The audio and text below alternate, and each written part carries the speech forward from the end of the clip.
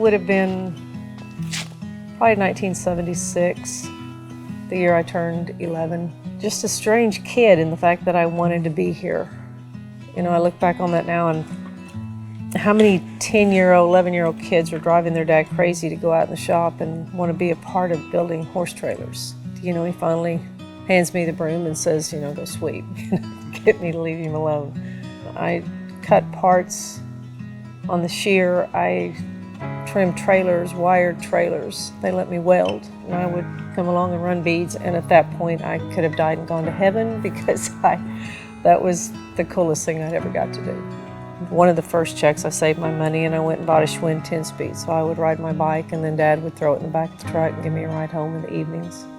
You know, and at age 16 was when Dad finally, you know, he got me out of the shop, but made me go to the front office, which was a sad day. My dad's office, after 14 years, I finally moved into his office this year. But I think in my mind I had to earn that right that I deserved to be there. And I think I'm finally reached that point. You know, then 7 months later, I'm saying goodbye to him, and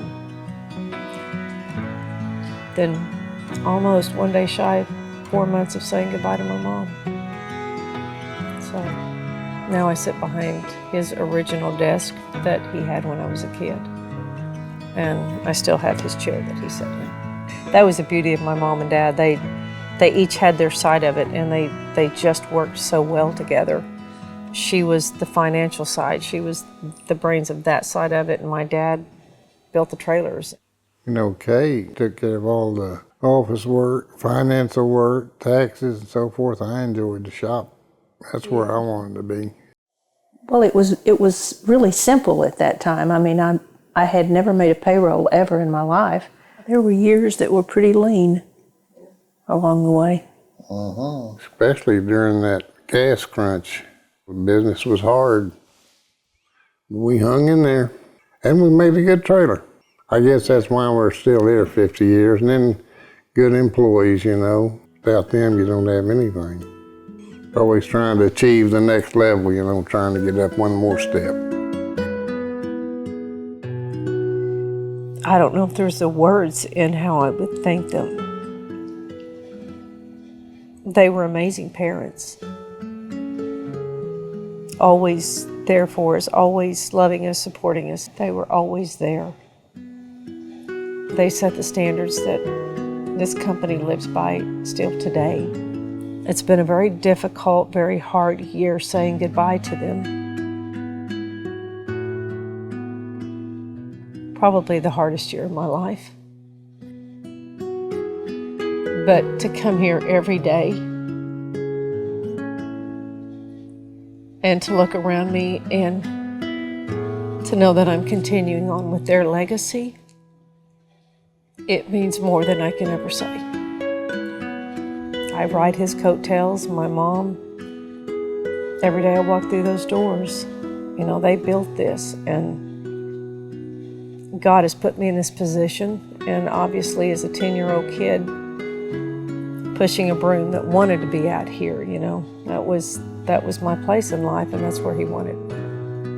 You know, we're expanding now and building a trailer bigger, longer than we've ever done before, and it's just, you know, those growing pains that you go through. And, you know, my dad, it was always take care of the customers, take care of the company. My mom, she used to tell me to, you know, you always tell the truth, and you don't have to look over your shoulder, and you don't have to remember what you said. You know, she was very honest, very hardworking, very, very intelligent, amazing woman. I try to make sure that we're living up to the standard today that they started in 1968. And I won't ever compromise that. I won't ever take steps backwards. Since I took this over in 2010 and they retired, we have continued with what they started. We continue to build the best trailer we can, the most quality product that we can put on the road that will last, as we have said, as a generational trailer.